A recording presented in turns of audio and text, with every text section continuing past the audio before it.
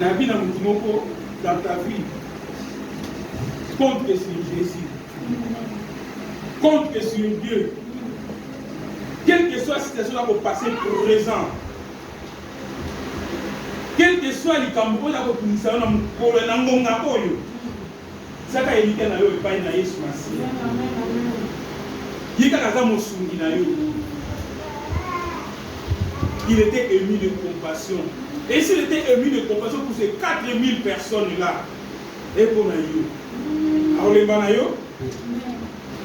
Ce qui a une solution pour ces 4000 personnes là, et pour Nayo, on a problème Nayo.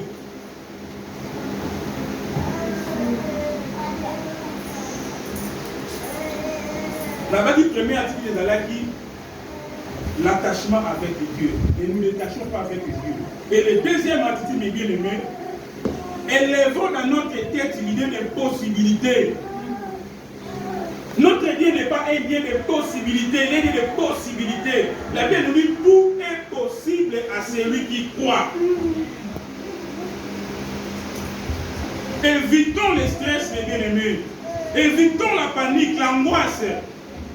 Évitons l'idée et les possibilités que non, c'est ça qu'on a passé pour l'instant. C'est fini, c'est l'impossible afin que je puisse m'en sortir. Tu es un enfant de Dieu. Nous sommes des enfants de Dieu. Élevons les stress, mes bien-aimés. Les stress, mes bien-aimés, la panique. Et que l'on a la directive ensemble. Et au côté de ça, il y a ma canicie à ma mes bien-aimés. Et quand tu as l'angoisse, l'angoisse, panique, stress, la ligne ennemie, il y a foi. Et quand on a la porte, il faut dire à sa ligne à côté. Là, ça fausse encore plus.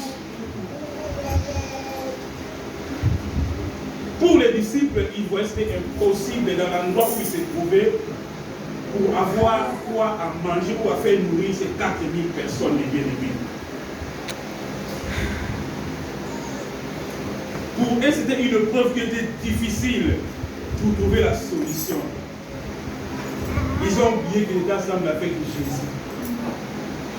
Dans le livre de Jean, chapitre 6, verset 33, il nous dit Jésus-Christ, il est le pain qui est descendu du ciel pour venir nous donner la vie sur la terre.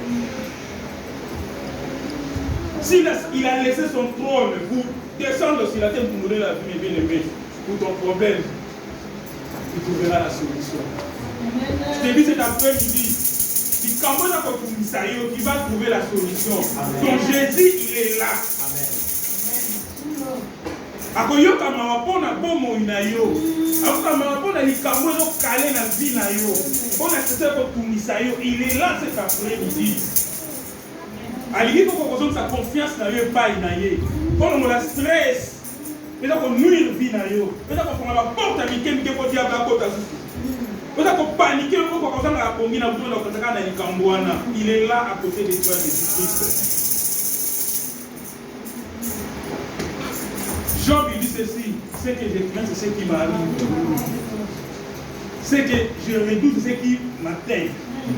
Quand on a compris dans les campagnes, mais bien aimé, il faut comme là parce que on a compris la porte sur le mot. Non. Tu as l'identité, tu es un enfant de Dieu. Rien n'est possible à Dieu. La Bible nous dit celui qui s'approche de Dieu croit que Dieu existe. Et il est le rémunérateur de ceux qui l'enchaînent. Loukaye.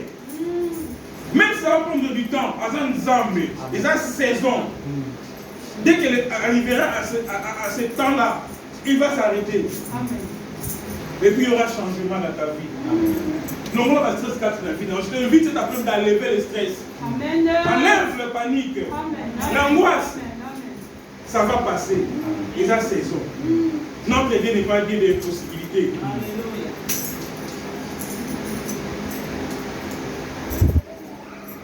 Tu dois savoir, mes bien-aimés, comme notre foi ne permet pas ensemble, à quoi que ça il a dit sur les camps, quelconque dans le mot ça. Ce qui peut être foi n'a pensé à ma vie, cela ouvre aussi le porte pour que Satan puisse entrer et faire aussi quelque chose. C'est le contraire. Donc voilà ma casa, ma gueule, ma gueule, ma gueule, Et bien, il y a une solution. Attache-toi toujours à Dieu. Dans ta tête, sache que ton Dieu n'est pas l'idée des possibilités. On dit bien que nous avons une possibilité. Nous avons une créateur, il y a toutes choses. Ainsi que ça, la vie, c'est la bonne. Quand il faut faire qu'il y a un petit peu de bandela, il y a un peu de lié à ce qu'il y a un peu donc, on a pensé dans l'idée des possibilités. Alléluia.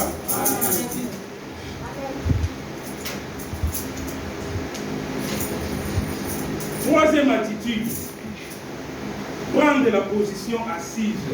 Tu sais, devant les états, quand on a la rabbisson, devant les épreuves, c'est comme on a trop agité, c'est comme on a trop paniqué, trop stressé. De l'une à gauche à droite, la conseil là, on a éveillé. Au moment où c'est ça pour passer pour l'instant, c'est que tu dois faire, fais ça, fais ça, fais ça. Voir même un métier, là, comme on a éveillé dans le conseil. Mais un enfant de Dieu, devant une situation, prend la position assise. Position assise, il faut permettre de rester calme. Pour rester, on doit concentrer dans le combat que est liboso, tout l'obstacle que est liboso, et qu'on permettre que dans la présence de Nzambe. On va pas la panique quand il y a. On va commencer à rayer le campo mais la réalité du campo il te faut maintenant ça sortir. Et là dans l'introduction on a essayé de courage et force. Alors pose le courage Joanna, pose à la concentrer. Restez assise, concentre-toi, mets-toi calme et reste à la place de ton Dieu. Alléluia. Oui, et alors on va essayer de monter. On va rester calme comment. Ça, on va essayer de monter, mais c'est un enfant de Dieu. Mais dans un premier temps, comme il devant. Il te faut s'asseoir, mes bien-aimés, dans la prière, dans la vie de prière et dans la vie de méditation. Il y a des choses tant que à part la vie de méditation et la parole de Dieu, on va dans la vie pour méditer, mais quand on est comment? Qu'est-ce que je peux faire pour s'en sortir? Quand on se pose la question intérieurement, il faut aller le calme. Il faut aller agiter. Alléluia. Il faut la concentrer. Il faut s'asseoir pour écouter la voix de Dieu. La Bible nous dit Dieu parle d'une manière tantôt d'une autre. Même dans le sommeil, même dans le pongi, même dans la songe, Dieu peut te parler. Tu sais, même par intuition, c'est dans la parole de Dieu. On va lui déjà bouiller, et tu sais, même Mathieu dans mon thème, et dans ça, tout ça, c'est Dieu qui parle. Nous avons comme un profond sommeil. À mauvais lieu. Mais bien aimé, nous avons la citation de mon beau. Dans ce monde de l'ensemble, nous avons dans la journée. L'esprit venait nous en extase. On dit qu'on a l'ali pour lui. Mais dans ce qu'on a vendu dans le canapé, l'esprit venait me minaï. Et tout le temps,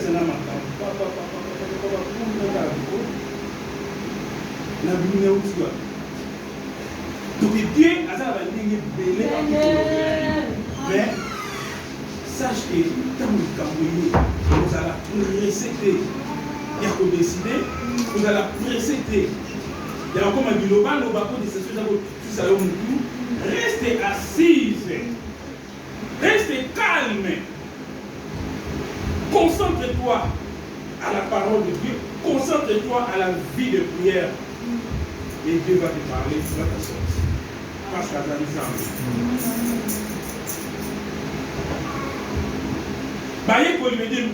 Mes disciples, malgré le miracle que Jésus il avait fait pour nourrir ces 4000 hommes, mais quand on m'a dit là-bas, je ne pourrais pas déplacer encore, tant que déjà dit qu'il va pas t'aider. On m'a dit là-bas, comment on résout là-bas que non, c'est une banane pour étiqueter la vie. Quand on a la table, on a dit pas mon corps. Mais ma bosse est une tour à la qui n'a rien, il y a un bon mot qui ma personne dit c'est tu as un comme maman peut pas les savoir. Ma bosse est que dans un endroit à la carte il y a bateau. Alléluia.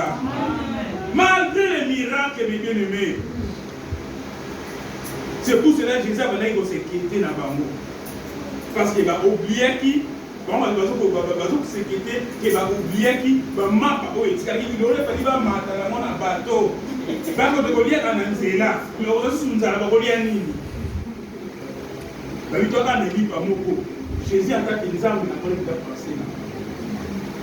Si quand tu as ma canne, ma belle, les armes qui sont en Babi, Jésus ayant entendu leur raisonnement, leur réponse ici, pourquoi raisonnez-vous de ce que vous n'avez pas de pain? C'est tout à l'heure, avant de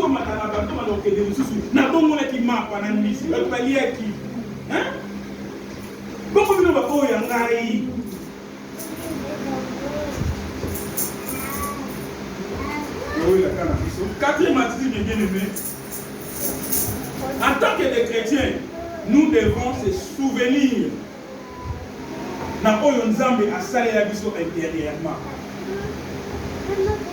Jésus a dit, il y a 5000 personnes qui ont laissé à 5 millions de qui m'a parlé il y a 4000 personnes qui ont été dans le monde miracle. Ma pépé c'est balayé. Bon, il y a deux fois la note qui est bien aimé. Il faut se souvenir d'un Zambé à saler la cabine. C'est à saler la mission. Et non. Ce qui nous a dit ça, il y a 3 plus qui ça. Parce que c'est autant de sérum qui nini. Si maintenant ça comme tout passe, si maintenant on a dit ça caillou. Comment maladie aujourd'hui là, il y a comporté on a koufa. Souviens-toi de ce que Dieu avait fait, mes bien-aimés. Vous avez une situation très grave financièrement. À l'extrémisme, nous avons pouvoir à faire sortir la situation en haut. Bon, comme étant cette émotion, ce Dieu-là, il est incapable de te faire sortir d'un obstacle. Mais non. À des fois, c'est panique, au beau ça va vite. Et non, à telle année, nous avons un moment quelconque, nous avons à pourvoyer, nous avons à Salakana, nous avons victorieux. Mais ce qu'on peut payer, non, c'est ce que dans la victoire. Et puis, dans confiance, ils ont dit que ça a été bon, on a les lots. Bon, on a les lots, on les banatés. Alors, on a dit que on a ma casse. Les amis, aucun trouver solution pour tout mais à pourvoir qui aux autres solution. On a dit les lots, les amis, mais il faut paniquer. Au beau salut que non, antérieurement, Zambé a sali quelque chose où il s'est victorieux. Il va se souvenir où Zambé a la vie dans la vie. Il faut permettre la vision devant les épreuves. Donc, on va la positionner, mais on va la épreuve de l'ennemi. Nous devons toujours avoir des souvenirs de ce que l'Éternel avait fait.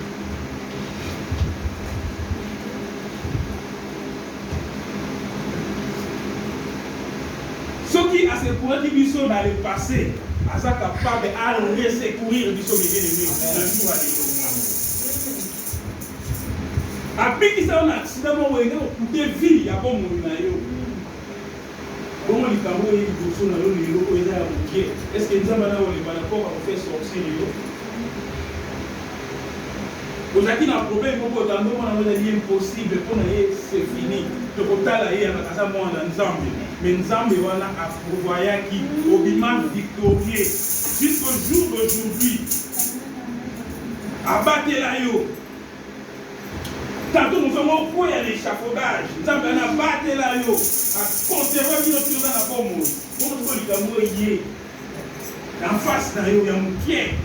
Il y a un paniqué, il y a un stressé. Souviens-toi de ce que Dieu avait fait. Il est le même Dieu. Il ne change pas. Il est toujours le même.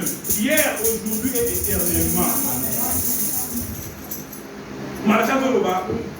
Car je suis l'Éternel et je ne change pas. Notre Dieu, il dit, je suis l'Éternel et je ne change pas. soki asalelaki yo na ntango akanalikama esika motu lelo mpe oyo eza kosusa yo motu akosala akotelema akopouvoir po tozali toujours mwana na ye yo change identité na yo te ya kochange kozazaka tako na ye.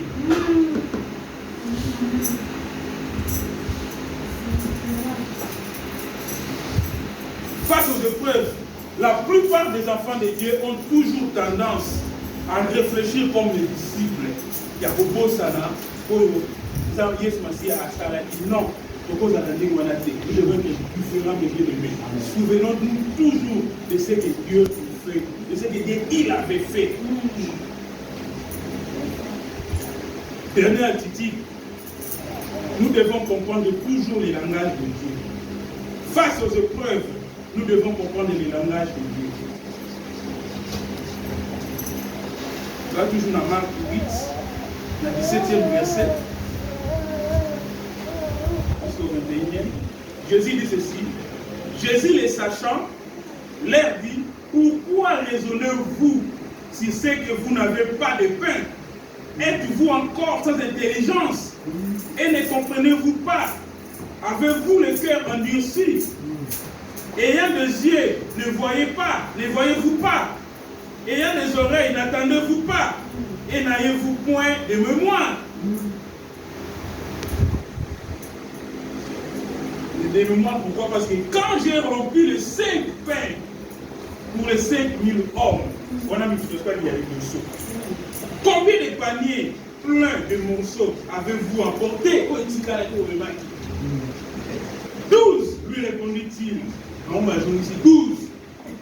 Il a continué à dire, et quand j'ai rempli les 7 pains pour les 4000 hommes, combien de corbeilles pleines de morceaux avez-vous apporté?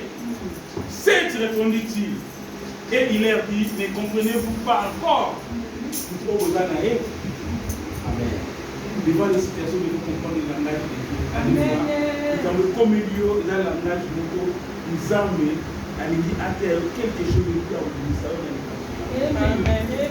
Amen.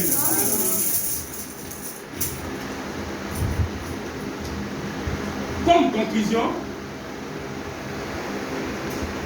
j'avais dit que l'épreuve, c'est vrai, est certes toujours inédite. Quand il vient, il n'y a pas de confort, mais il vient avec un lot. Il y a un lot de confort. Ça peut accompagner l'angoisse, l'agitation des chrétiens. Il est vrai que nous restons humains. Nous avons levé le métier. Nous autres, nous avons maille. Les appels à maquilla.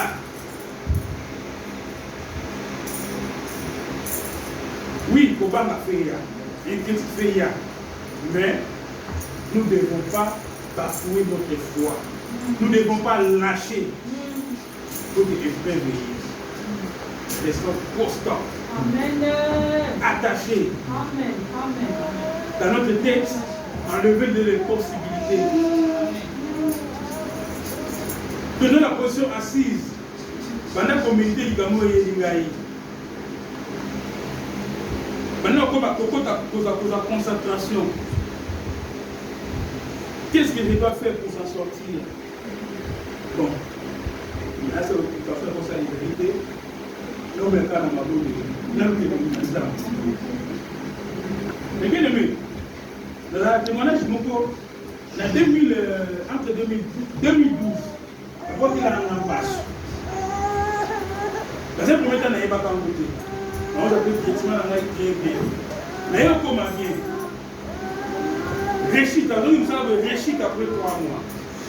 Mais il y avait des gens qui avaient parlé. Mais n'est-ce pas que moi, je n'ai pas de l'imbasse. N'est-ce pas que je n'ai pas de l'imbasse. J'étais toujours concentré dans la prière et avec le soutien des gens aussi. Et là, nous sommes assise dans la tranquillité. Nous avons ça le bail n'a pas déjà aïe bula à petit travail. Mais bien aimé, et fait ça quand il confiance mon corps. Impossible. Si on monte là, très bien. On est dans le temps pour la tête. Mais autant il y a une action, on a terminé dans la tête. Mais douleur n'a pas tout, douleur n'a pas tout. Le prophète a dit pour le mot. Mais nous avons toujours la confiance et nous avons maintenant qui aïe bingaï. Amen. Et les mêmes paroles, il va dire que c'est répété. Donc, quand vous avez dit, ok, non,